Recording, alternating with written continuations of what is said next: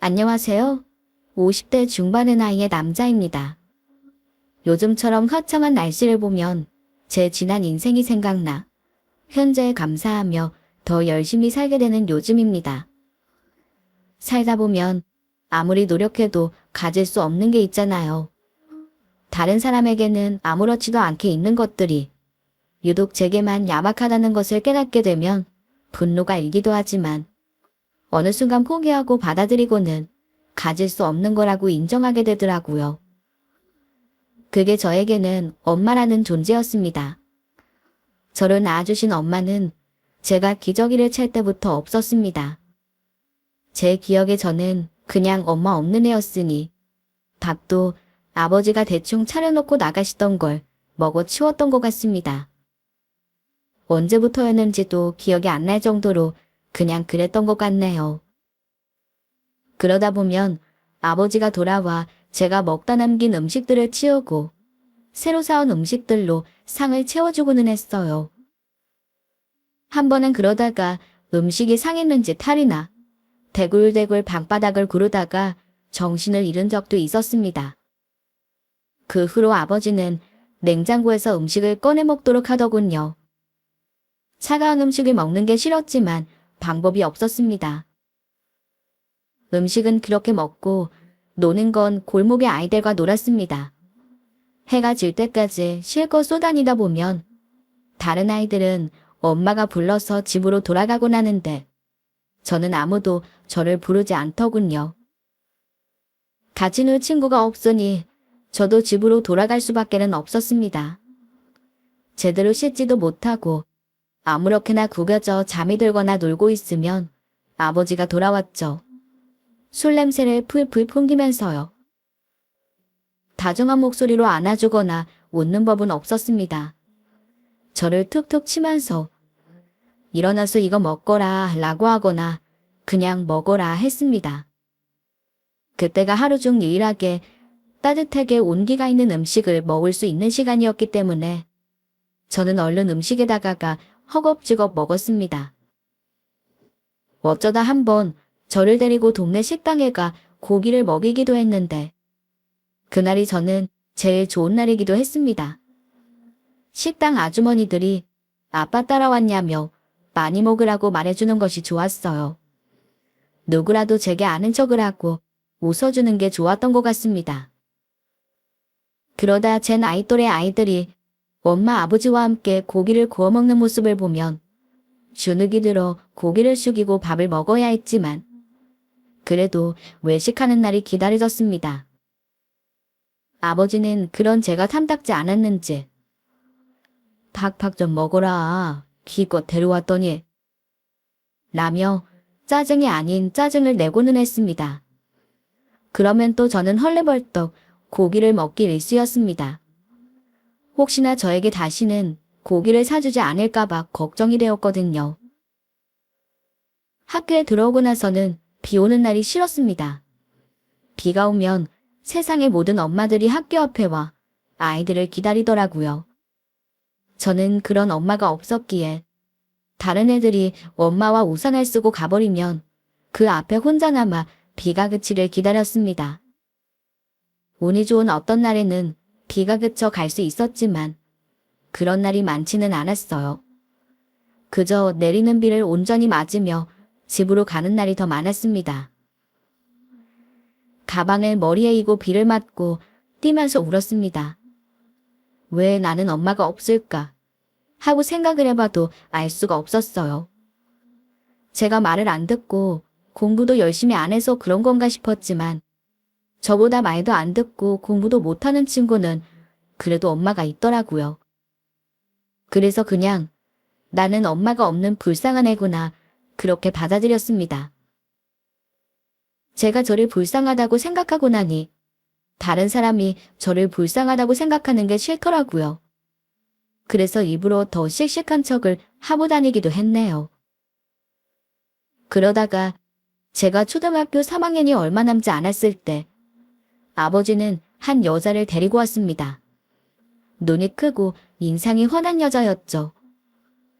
여자는 집 안으로 들어오더니 여기저기 천천히 둘러보더군요. 그러더니 저를 내려다보면서 아우 불쌍해라.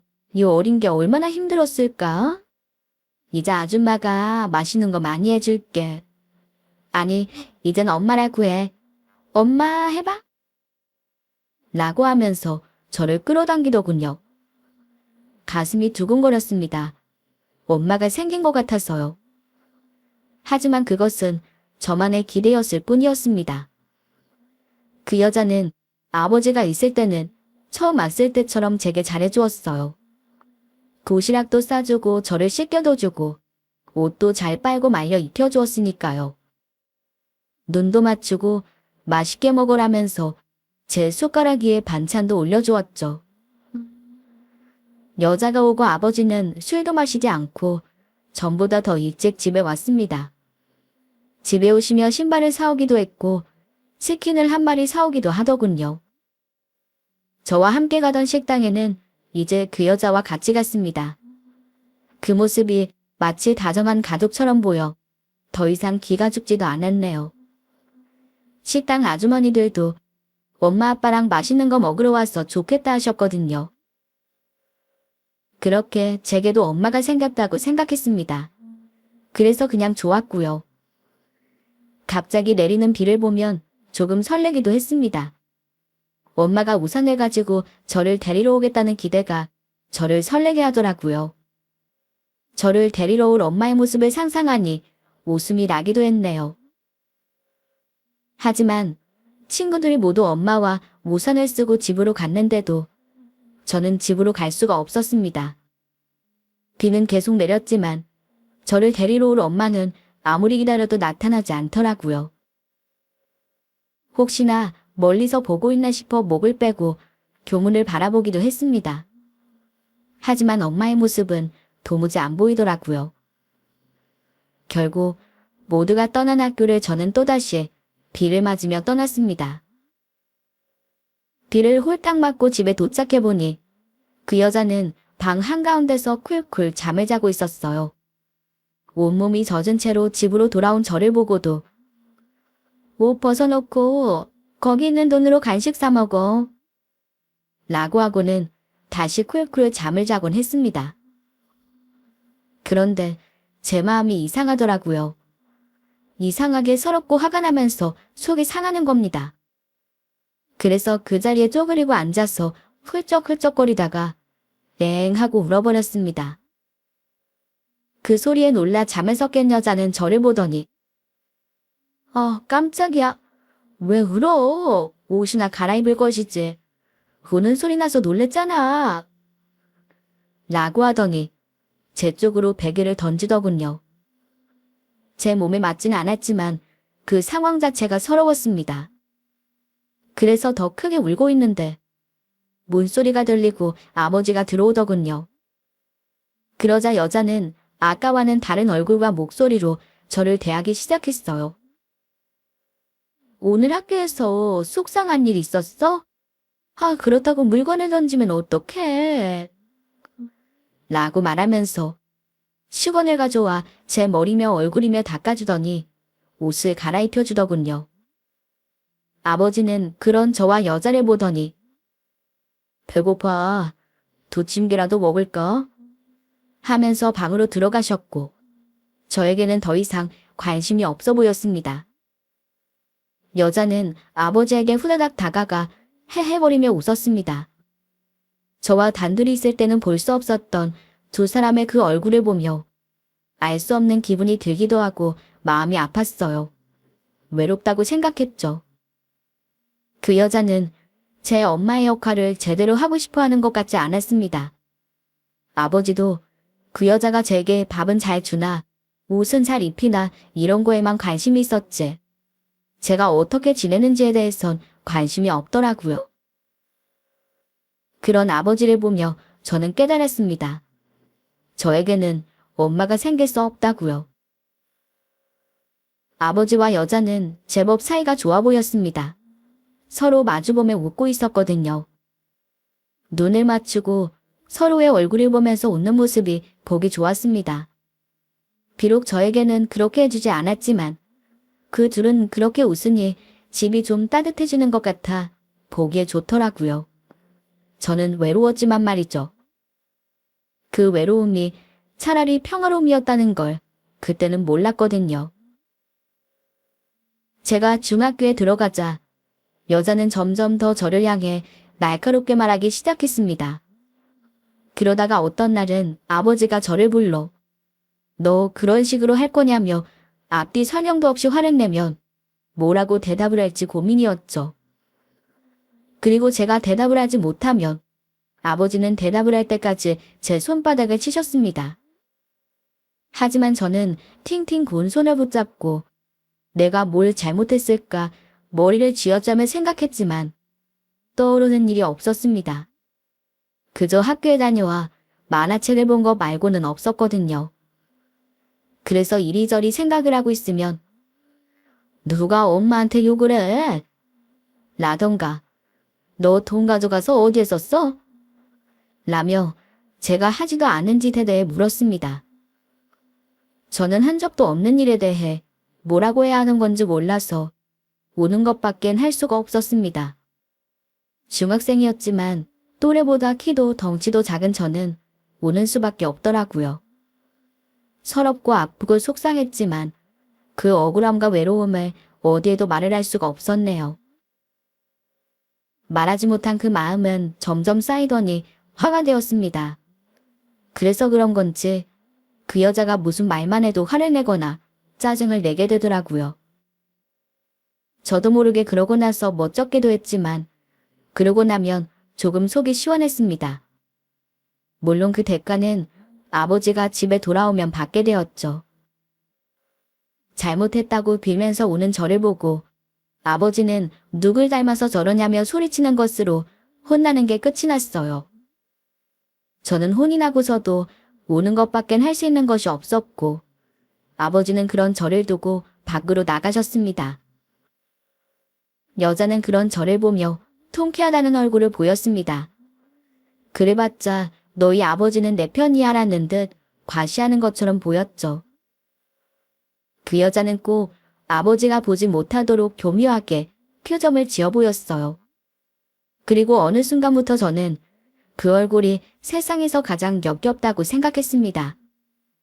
어린아이 하나를 놓고 어른들이 힘을 자랑하는 듯한 모습이었습니다. 확실하게 제가 바라던 엄마의 표정이나 행동은 아니라는 것도 알았죠. 하지만 그보다 더 미운 것은 아버지였습니다. 제 마음은 돌봐주지 않았으니까요. 그때부터 저는 마음의 문을 닫고 지냈던 것 같습니다. 얼마 되지 않는 용돈을 받으면서 감사하다는 말은 했지만 진심은 아니었죠. 최대한 부딪히지 않고 지내기 위해 제 방에서 나가지 않았습니다.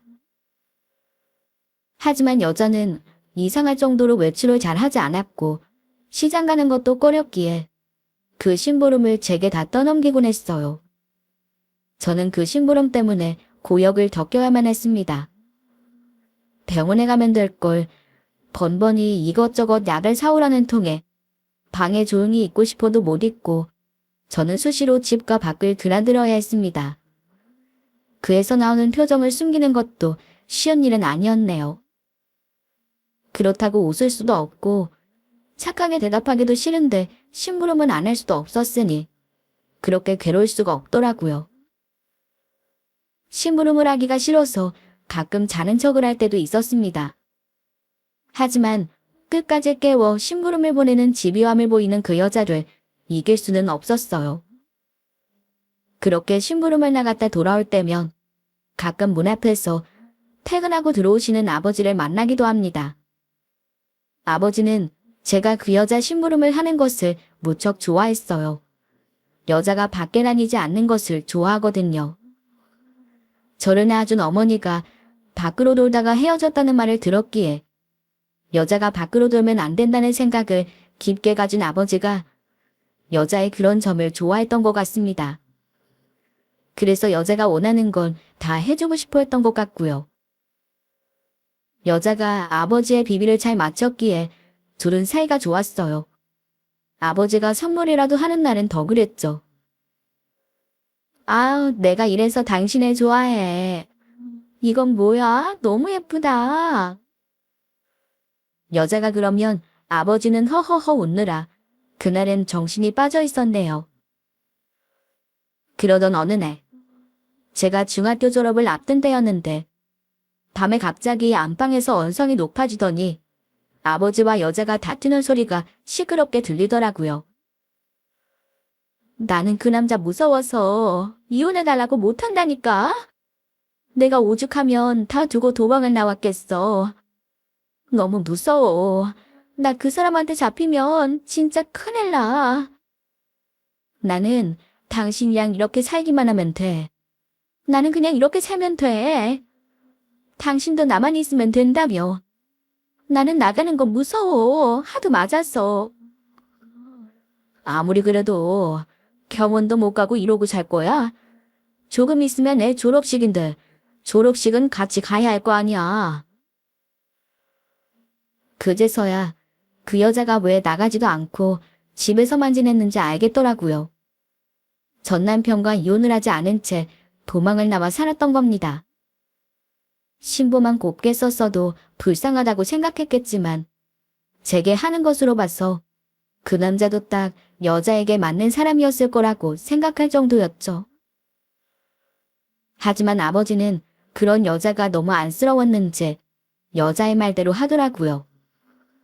그런 아버지가 답답했지만 차라리 그 여자 남편이 우리 집을 찾기를 바랬습니다. 아버지에게 거짓말로 저를 일러바치고 저를 들들 볶으며 부려먹는 여자가 너무 밉고 싫었거든요. 외출을 하면 여자가 있는 이 집으로 돌아오는 게 죽을 만큼 싫을 정도로요. 갈 곳이 없어 집으로 돌아오면서도 너무 괴롭다고 생각했으니까요. 그나마 중학교 2학년 이후로 갑작스럽게 키도 크고 제 덩치가 커지면서 그나마 여자의 손찌검을 피할 수 있었습니다. 하지만 여전히 아버지는 무서웠어요.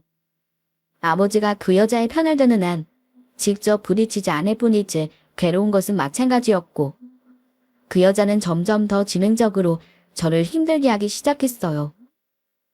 사춘기 반항심도 커질 때라 그 미움과 화는 더 커져갔고 그래서 매일 집에 들어가며 아무도 없기를 바라는 날들이 늘었습니다.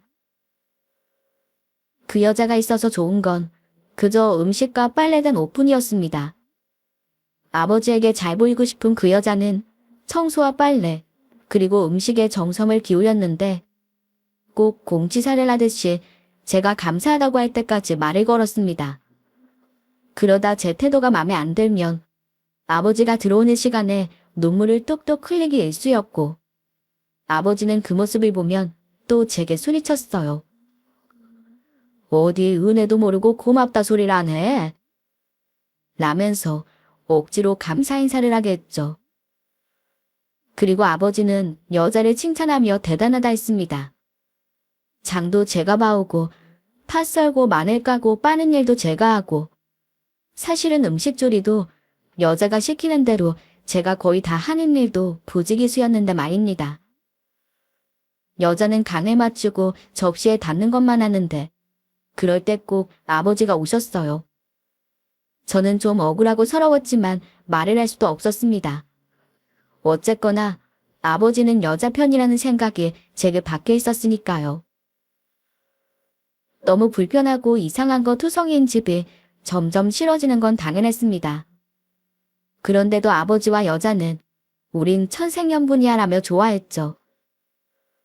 여자를 만나기 전 술만 마시던 아버지보다는 나았기에 다행이긴 했지만 저는 여자가 오기 전이나 온 후나 여전히 힘들었네요. 시장에서 봉지를 주렁주렁 달고 집으로 걷다 보면 내가 왜 이러고 있나 싶었고 이럴 거면 차라리 혼자 사는 게 나은 거 아닌가 하는 생각도 하고요.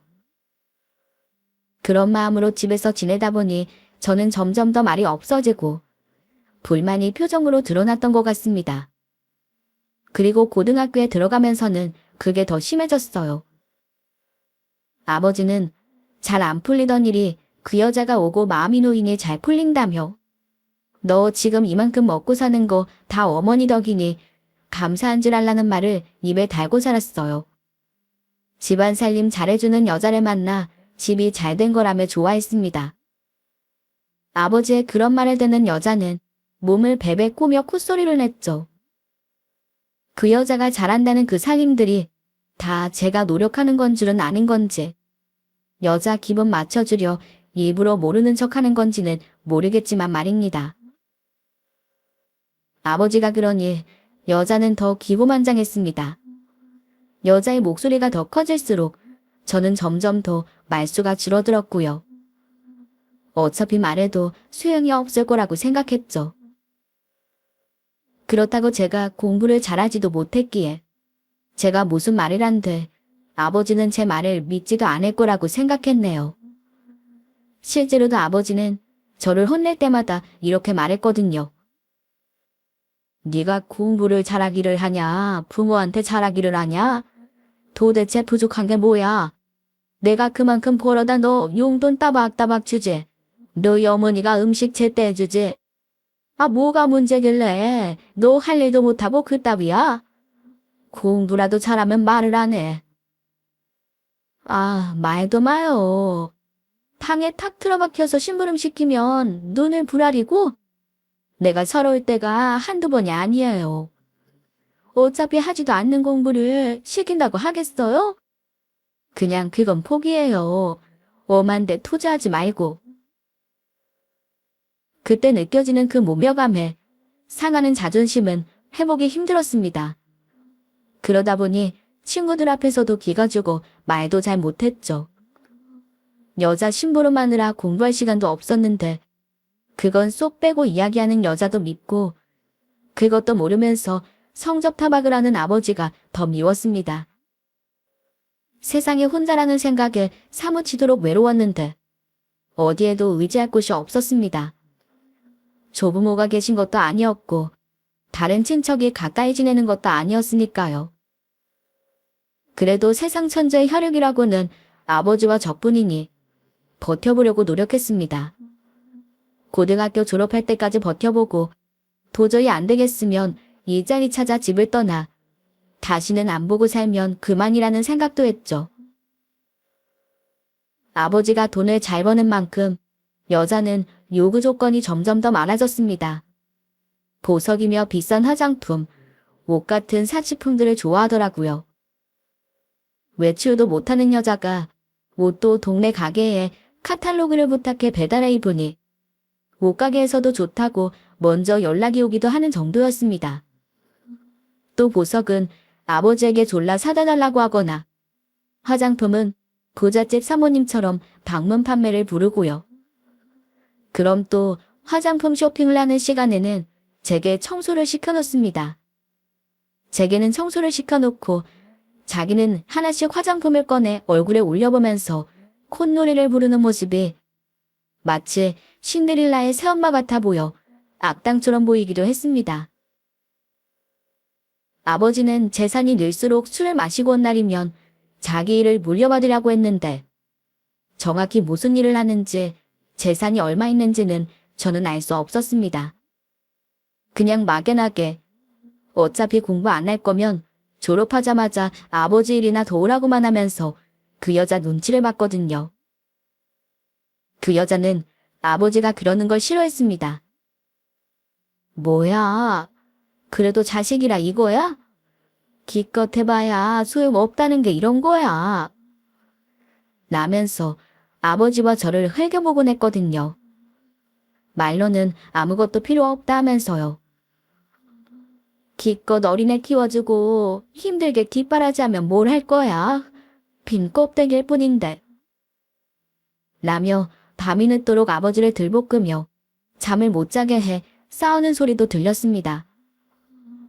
그런데도 아버지는 그 여자의 말이라면 거의 다 들어주었습니다. 저를 혼자 두고 일을 나갈 때 얼마나 괴로웠는지 아냐면서 여자가 있어 안심이 되어 좋다고 하더라고요. 정작 저는 여자 때문에 힘든 줄도 모르고 말이죠. 아버지가 안 계신 집에 여자와 단둘이 있는 일은 아무리 일이 없어도 숨이 막혀서 화장실도 참다가 가는 것도 모르는 아버지가 너무 원망스러웠습니다. 다 큰 고등학생 남자아이가 여자 하나 무서워할 거라고 생각도 못하는 것 같았죠. 오히려 저 때문에 그 여자가 힘들고 겁먹지는 않을까 제 기를 죽이신 겁니다. 제가 함부로 대들거나 그러면 그 여자가 떠날 수도 있으니까요. 하지만 저에게는 그 정도 배짱이 없었습니다. 워낙 소심하기도 했고 겁이 많았거든요.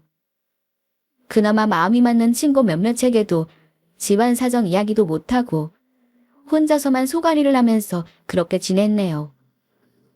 참는 수밖에 없다고 생각했습니다. 어쩌면 그때까지는 그래도 아버지인데 같이 지내야 한다는 게 마음속에 자리 잡고 있었고 비밀 언덕이 아버지라고 생각하기로 했던 것 같습니다. 하지만 그 여자는 저와는 다른 생각을 했던 것 같습니다. 하루는 청소를 시키기에 거실에 청소기를 돌리고 안방으로 들어가 청소를 하는데 쫓아 들어오더니 여기가 안방이야, 알아? 이렇게 말하더군요. 무슨 생뚱맞은 소린가 싶어 그냥 하던 청소나 하려는데 갑자기 제 손에서 청소기를 뺏어들어 정리를 하는 겁니다. 그래서 안방 밖으로 나가 제 방으로 향하는데 이번에는 제 등을 세게 내리치더군요. 알아, 뭐 하시는 거예요? 갑자기 왜 때리세요? 제 물음에 그 여자는 대답도 하지 않고 저를 마구잡이로 내리치면서 비명을 지르기 시작했어요. 너무 크게 소리를 지르는 여자의 목소리에 놀라고 여기저기 맞은 곳이 아파서 여자의 손목을 잡고 왜 이러시냐며 막아섰습니다.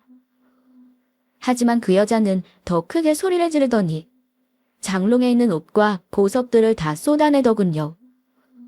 저는 어안이 벙벙하여 여자가 하는 짓을 보고 있었는데 또다시 저에게 달려들더니 소리를 막 지르는 겁니다.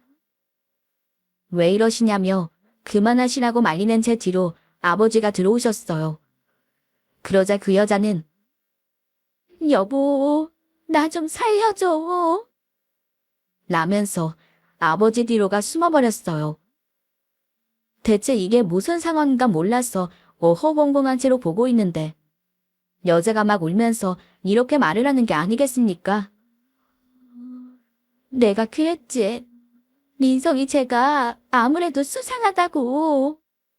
내가 청소하는 사이에 세상에 방을 이렇게 해놓고 왜 그러냐고 했더니 나를 힘으로 누르는 거야.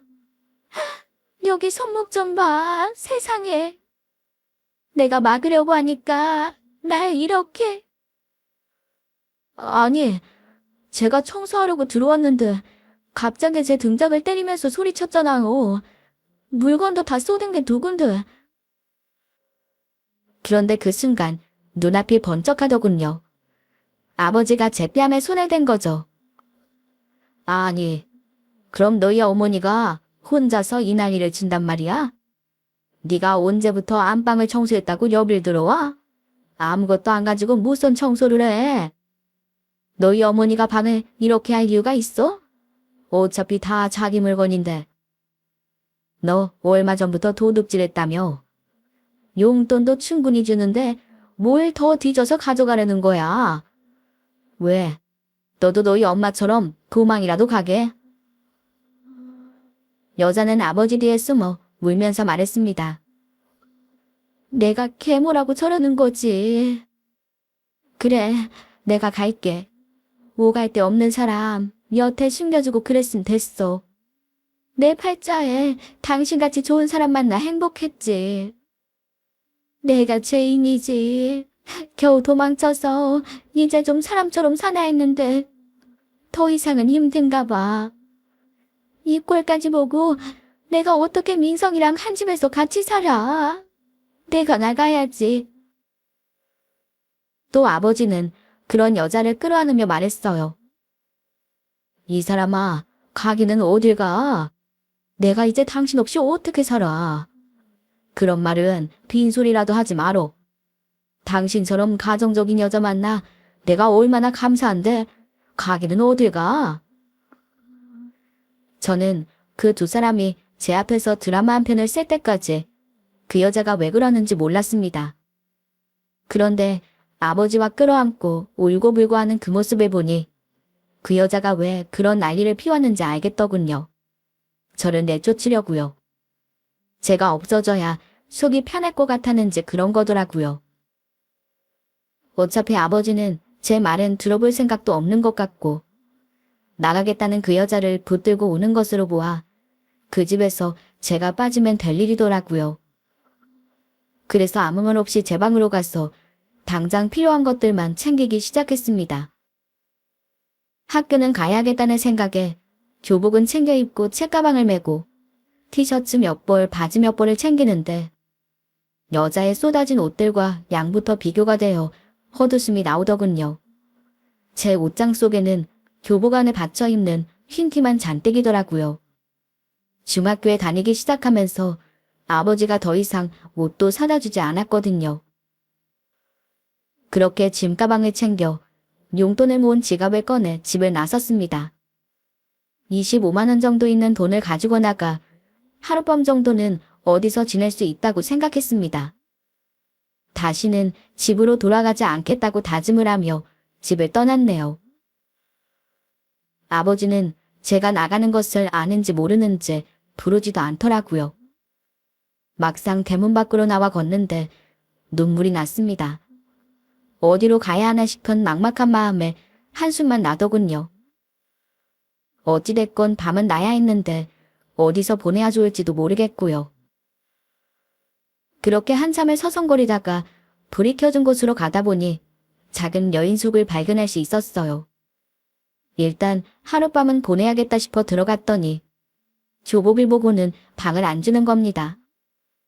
그래서 걷다 보니 배가 고파 24시간 김밥집에 들어가 밥을 먹었습니다.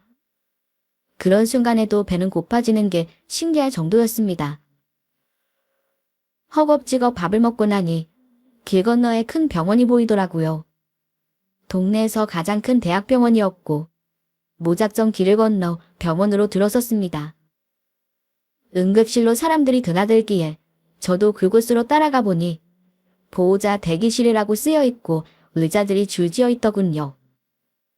한쪽 구석에 자리를 잡고 앉아서 벽에 기대어 졸면서 밤을 지냈습니다. 그날 밤 저는 여러 이유로 응급실에 실려오는 사람들을 보고 아무리 힘들어도 살자라는 생각을 했습니다. 비록 부모가 저를 버렸어도 팔다리 멀쩡하고 잘 사니 일단 부딪히고 살아보자는 생각을 하게 되더라고요. 응급실은 정말 말 그대로 난리통이었습니다. 사고가 난 사람, 잠들었다가 숨이 멎은 사람, 노환으로 아픈 할머니 등등 생사의 갈림길에 놓인 사람들이 니급하게 밤새 실려오는 모습을 봤거든요. 그런 모습들을 보고 나니 아픈 곳 없이 멀쩡한 게 어찌나 감사한지, 제가 가진 것들이 얼마나 값진 것인지 깨닫게 되더라고요. 그렇게 힘들게 마음 졸이면서도 제게는 값진 하룻밤이었습니다. 다음날 아침이 되어 화장실에서 세수를 하고 일찍이 학교에 갔습니다. 교실에 제일 먼저 앉아 칠판을 바라보고 있는데 뭘 해야 할까 고민이 되더군요. 절대 아버지에게 의지하지 않고 혼자서 해결해야 한다고 생각했습니다. 그러려면 당장의 잘 곳과 밥을 먹을 수 있는 곳이 필요했습니다. 학교를 마치고 나서 일할 곳을 알아봐야겠다는 생각을 했네요. 그때는 구인구직을 올려놓은 지역 광고 신문들이 있어서 등교하면서 몇 부 챙겨서 가긴 했거든요. 일단 숙식 제공을 하는 것부터 알아봐야 했습니다. 제일 좋은 건 학교를 다니면서 일할 수 있는 건데 가능하지 않다면 학교는 포기해야 하는 건가 하는 생각까지 하게 되었죠. 고등학교 2학년에 막 올라간 아이가 별 생각을 다 한 겁니다. 그때는 그게 되게 큰 고민이었습니다. 고등학교 졸업은 해야 하니까요. 그날 오후 저는 구인신문에 적힌 대로 여기저기 다녀보기 시작했습니다. 하지만 다들 하나같이 아직 학생이기 때문에 저를 채용할 수 없다는 말만 하더군요. 아르바이트라도 좋으니 돈을 벌 수만 있으면 다행이었던 겁니다. 그런데 저는 그때 무슨 고집인지 제대로 월급을 받고 일할 곳을 찾았습니다. 하지만 저를 채용할 수 없다는 말만 듣자 마음이 급해지기 시작했어요. 그러다 한 폐차장에서 야간에 경비를 서는 일을 구한다고 써있더군요. 거기가 마지막 희망이라는 생각을 하며 교복을 입고 면접을 보러 갔습니다. 사장님은 저를 보자마자 이렇게 물었어요. 학생이 돈 벌게요? 왜요? 왜 돈을 벌려고 하냐는 질문을 그때 제 살아생전 처음 들어서인지 저도 모르게 제 사정을 대충이지만 술술술 이야기해버렸습니다. 말하는 중간에 울먹이기도 한 것 같습니다. 당장에 잘 곳도 없다고 했고요. 그러자 사장님은 저를 한참 빤히 보시더니 그래도 기특하네요. 착해 보여요. 라고 하시면서 웃으시더라고요. 그런 말을 처음 들어봐 놀랐습니다. 제가 놀라자 더 크게 웃으시던 사장님은 제 앞으로 더 당겨서 앉으시더니 제게 이렇게 말씀하셨어요. 우리 폐차장은 밤에 차가 많이 들어와요. 매일 그런 건 아니지만 그래서 밤에 잘 못 잘 수도 있어요. 그래도 해볼래요? 저는 그 말에 두 번 생각할 것도 없이 고개를 90도로 숙여 말했어요. 시켜만 주시면 열심히 하겠습니다. 정말 감사합니다.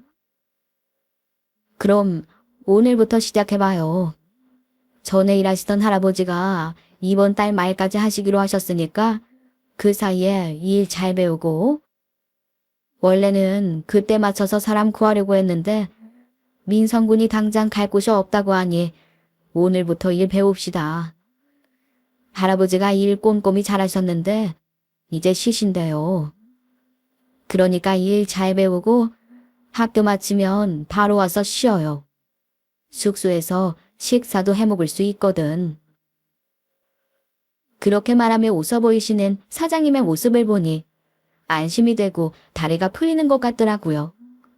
잠도 쏟아질 것 같고요. 사장님은 저를 데리고 숙소 겸 근무지로 데려다 주셨습니다. 컨테이너로 지어진 숙소는 생각보다 깨끗했어요. 짐가방과 책가방을 내려놓고 나니 작은 부엌도 있었네요. 그제야 다리를 뻗고 앉은 저는 그 후로 기억이 없습니다. 거의 기절하듯이 잠이 든 것 같더라고요. 그렇게 자본 게 얼마만인지 그만두신다는 할아버지가 오셔서 저를 흔들어 깨우실 때까지 정신없이 잤습니다. 할아버지는 사장님께 이야기를 들으셨는지 저에게 하나하나 설명을 해주셨습니다. 그러면서 말 중간에는 따뜻한 목소리로 제게 이렇게 위로도 해주셨어요. 원래 세상 사는 게 힘들어. 그냥 조금 일찍 겪는다 생각해. 저는 그 말에 울컥해 눈물이 나려는 걸 겨우 참았습니다. 집에서 나온 지 겨우 하루밖에 되지 않았는데 세상이 달라진 것 같았어요. 그렇게 저는 폐차장에서 야간 경비 일을 열심히 배웠습니다. 그래도 그 여자한테 부려먹히고 배웠다고 밥도 짓고 있는 재료로 반찬도 해먹고요. 사장님께서는 도시락도 싸서 가야지 하시면서 밑반찬을 가져다 주시기도 했습니다. 너무 고맙더라고요. 저를 위해주는 사람이 생긴 것 같아 든든했네요. 제게 일을 알려주시는 할아버지는 장갑을 사다 주시며 필요할 거야. 자넨 성실해서 뭐든 잘 해낼 거라 믿네. 라며 격려하셨습니다. 그 말도 왜 그렇게 기분이 좋고 기운이 나던지요. 도움의 손길이라는 게 얼마나 따뜻한 건지 알겠더라고요. 그러면서 아버지가 생각이 나긴 했습니다. 좀 걱정이 됐거든요. 제가 집을 나오기 전에 여자가 했던 행동들을 보면 그 여자가 아버지에게 무슨 짓을 할지 모른다는 생각이 들기도 해서 걱정이 되더라고요. 물론 아버지가 조금만 제게 사장님처럼 할아버지처럼 해줬으면 얼마나 좋았을까 싶기도 했습니다. 그랬으면 우리 사이가 이렇게까지 망가지지는 않았을 텐데 싶기도 했고요. 또 어쨌든 제가 보란 듯이 잘 지내야겠더라고요. 잘 살아야 당신들이 아니었어도 잘 먹고 잘 살았다고 큰 소리 칠 수도 있으니까요. 그러고 보니 언젠가는 다시 만날 생각을 하고 있긴 했네요. 그래도 청년이라고. 아무튼 그렇게 할아버지께서 꼼꼼히 알려주시는 대로 열심히 일을 배웠습니다. 학교에 가 조금 졸긴 했지만 그래도 열심히 학교도 나갔어요. 첫 월급을 받고는 사장님과 할아버지께 양말 세트를 한 박스씩 선물로 드렸습니다. 너무 감사했어요. 그만두신 할아버지 것은 사장님께 부탁드렸네요. 사장님은 제가 드린 양말을 보시더니 웃으시며 우리 아들도 월급 받아서 사온 첫 선물이 양말이었다며 머리를 쓰다듬어 주셨습니다. 사장님 아들은 대학에 다니다가 교환학생으로 호주에 가 있다고 했어요. 장학생으로 뽑혀서 가 있는데 멀리 가 있으면 고생이 이만저만이 아닐 거라며 걱정하는 눈빛으로 사진을 수시로 보셨습니다.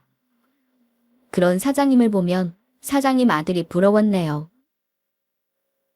그렇게 3개월쯤 일을 했을 때쯤 사장님 아들이 호주 생활을 마치고 한국으로 들어온다며 저를 사장님 댁으로 초대해 주시더군요.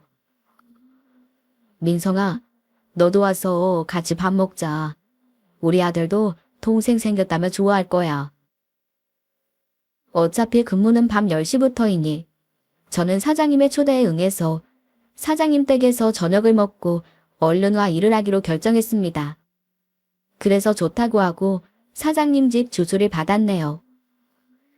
빈손으로 갈 수는 없으니 사장님 사시는 아파트 앞 상가에 있는 슈퍼에서 주스 세트를 사다 주소에 적힌 대로 가 초인종을 눌렀습니다. 그러자 앞치마를 한 사장님이 문을 열어주시더군요. 그 뒤로 사장님과 똑 닮은 젊은 남자분이 같이 나오셔서 어서 와요. 아버지한테 이야기 많이 들었어요. 생각보다 더 잘생겼다. 하면서 사장님보다 더 환하게 웃으시더라고요. 쑥스러운 마음에 저도 웃어 보였습니다. 사모님께도 인사를 드려야 할 것 같아 두리번거리니 남성분께서 아하, 이 집엔 우리 둘뿐이에요. 남자들이 이러고 살아요. 하면서 또 웃으시더라고요. 그 말에 대답하고는 머쓱해하며 집으로 들어가 같이 밥을 먹었습니다. 가져다 주시는 반찬이 다 사장님 솜씨셨고 당연히 사모님이 계실 거라고 생각했는데 사장님이 직접 하신 것에 적잖이 놀랐네요. 굉장히 맛있기도 했고 정갈한 것이 보통 솜씨가 아니셨어요. 그렇게 식사를 마치고서 아드님이 설거지를 하시는 동안 벽에 걸린 가족 사진을 보게 되었어요. 그리고 저도 모르게 소리를 내고 말았습니다. 사장님은 제 목소리를 듣고는 먼저 이야기를 꺼내셨어요. 애 엄마야. 아주 나쁜 사람이지. 내가 저 사람 만나고 좋은 건 우리 아들 얻은 거밖에 없어. 내가 저 얼굴 아니 꼭꼭 잡으려고 가족 사진도 안 치웠어. 저는 사장님의 그 말을 들으면서 몇 번이고 다시 확인했습니다. 하지만 분명히 그 여자였어요. 아버지와 우리 집에서 살고 있는 그 여자요. 너무 놀라서 말도 못하고 있는데 사장님은 제가 놀라는 게 이상하다는 듯 제게 말을 물어왔습니다. 왜? 어디서 봤어? 봤으면 말 좀 해줘. 저 여자 꼭 잡아야 하거든. 저 여자가 우리 아버지 어머니 돈까지 다 사기쳐서 가지고 도망을 갔어. 내 돈만 해서 갔으면 내가 찾지도 않을 텐데 나 몰래 우리 부모님한테 내 사업 망해간다고 거짓말해서 담보대출받게 하고는 도망을 쳤어. 이혼도 안 하고 어디 가서 사는 건지. 신고를 했는데도 잡지 못하는 것 보면 외국으로 갔나 싶기도 하고. 그때 우리 아들이 놀라서 한동안 말을 못했거든. 나는 나대로 다시 사업에 돈 메꾸느라 힘들었고. 아 참, 내가 별소리를 다 하네. 민성이가 편해서 그래. 이해해. 그런 사장님께 저는 침을 한번 삼키고 말했어요. 사장님, 저 여자 저희 집에 있어요. 저 구박하고 아버지랑 이간질에 내쫓은 여자가 저 여자예요. 그 말을 들은 사장님도 놀라시고 아드님은 컵을 떨어뜨리셨습니다. 사장님은 얼른 달려가 깨진 컵부터 치우고 아드님은 한동안 멍하게 소파에 앉아 있으시더니 이내 정신을 차린 듯 제게 물었습니다. 민성 씨 미안해요. 그 집 주소가 어디라고요? 제가 주소를 부르자 사장님은 어디론가 전화를 하시더니 그 사람에게 저희 집 주소를 알려주시고는 그쪽으로 오라고 하시더군요. 저는 이게 무슨 일인가 싶어 정신이 없었는데 사장님과 아드님은 나갈 채비를 하시더니 저보고 일단 폐차장으로 가 있으라고 하셨어요. 다 정리하면 데리러 오시겠다는 말을 하시고는 저를 폐차장으로 데려다 주셨습니다. 저도 해야 할 일이 있으니 그렇게 하는 것이 좋겠다 싶어 그 말을 따랐네요. 시간이 흘러 새벽 3시쯤이 되었을 때 눈물 범벅이 된 사장님과 아드님이 폐차장으로 들어오셨습니다. 아드님은 많이 우셨는지 눈이 많이 부어 있었고 저를 보고 사과를 하더군요. 사장님은 그런 아드님을 위로하곤 제게 이렇게 말했습니다. 민성이가 고생 많았겠더라. 일단 그 여자는 경찰에 넘겼어. 우리 부모님 돈에 우리 누나들 돈까지 다 사기를 치고 가서 신고가 되었었거든. 남편한테 맞아서 가출한 거라고 했다며? 그것도 신고되어서 잡힐까봐 거짓말한 거라더라. 참나. 아버님이 많이 놀라셨던데 가서 위로해드려. 하지만 저는 선뜻 아버지에게 가지 못하겠더라고요. 아버지가 저를 반길지 모르는 일이기도 했고요. 제가 나가지 못하고 머뭇거리자 사장님께서 제 손을 꽉 잡으시더니 아버지가 집으로 보내달라 하시더라. 너무 미안하다고도 하셨고 진심이신 거야. 그 여자 말만 믿고 많이 혼냈다고 하시면서 우셨어. 처음엔 안 믿으셨어도 우리 아들이 하는 얘기 듣더니 믿으시고 경찰서 같이 가서 확인하고 그제야 다 아셨고. 그러니까 얼른 가보아. 내가 데려다 줄게. 그제야 도저히 떨어지지 않던 발이 떨어지더라고요. 집으로 가는 길이 낯설었습니다. 사장님이 집 안까지 저를 데리고 들어가 주셔서 겨우 집에 들어설 수 있었네요. 고작 몇 달이었는데 집이 너무 낯설고 어색하더라고요. 아버지는 저를 보시고는 다가오지도 못하시고 그 자리에 서서 우셨습니다. 미안하다 은성아. 내가 미안해. 내가 너무 바보 같았어. 나는 그저 너에게 제대로 된 가정을 만들어주고 싶었는데 내가 너무 어리석었다. 그 사과에 저는 아무 말도 못하고 울었습니다. 그날 날이 새고 점심때가 되도록 아버지와 저는 이야기를 나누었습니다. 저를 낳아준 엄마는 제가 2살이 조금 넘을 때쯤 아이 키우는 게 너무 힘들다며 이혼을 하자고 하고는 훌쩍 떠나버렸답니다.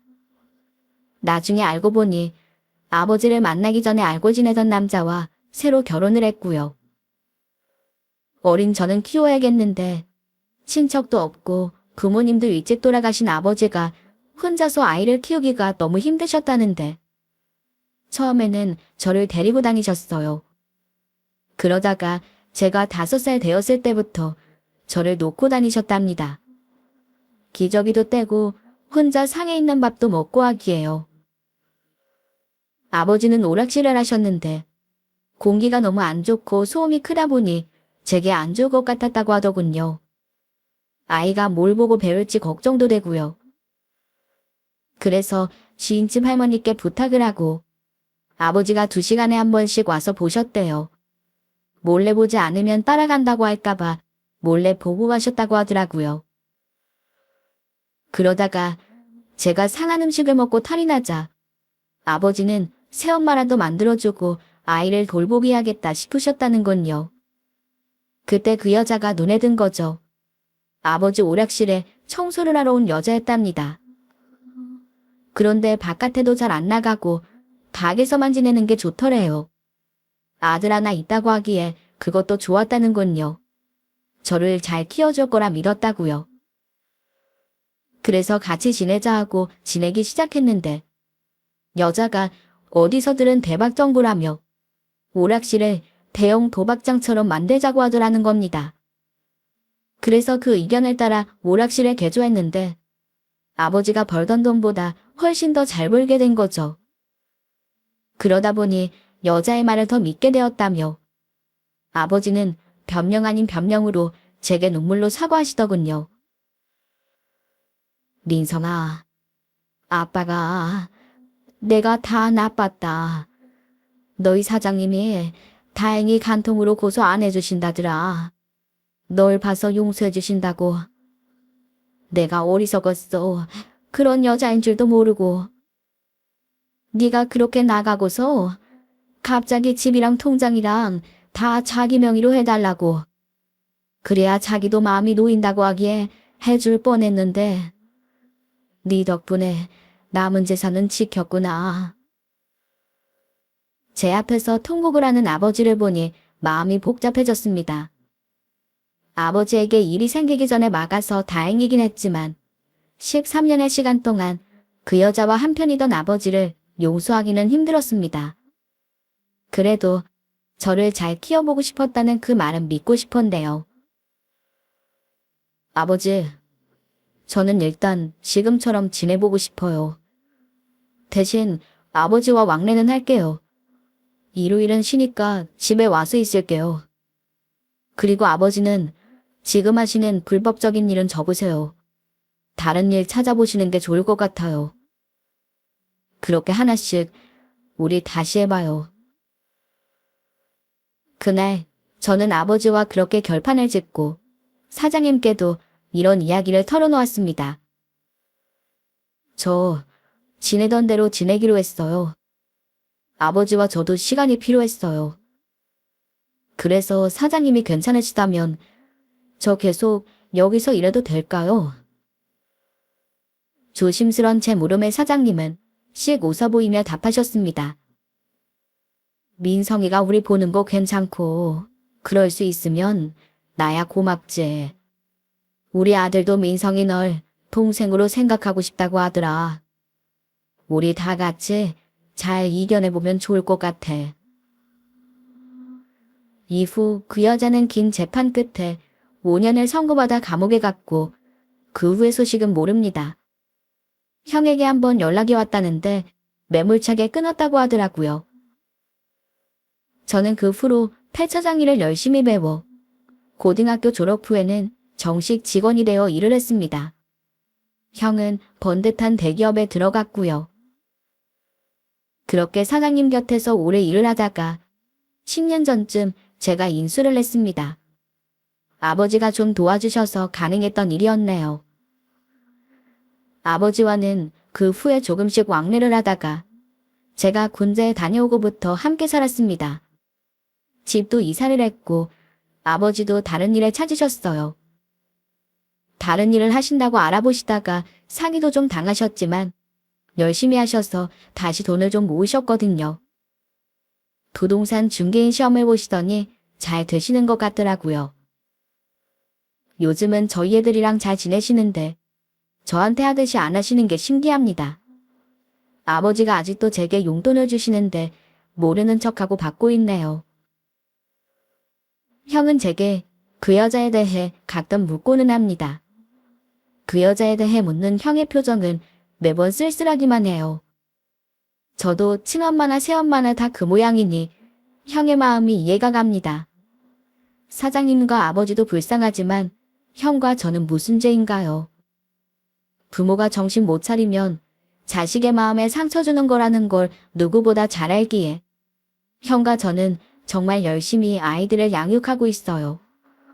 다행히 형수와 제 아내가 참 좋은 사람이라 아이들도 잘 자라주었고요. 자식은 부모님 뒷모습을 보고 자란다고 하죠. 비록 제 앞에 부모는 배울 게 없었지만 제 아이들에게는 좋은 것을 가르치고 싶어 항상 노력하고 있습니다.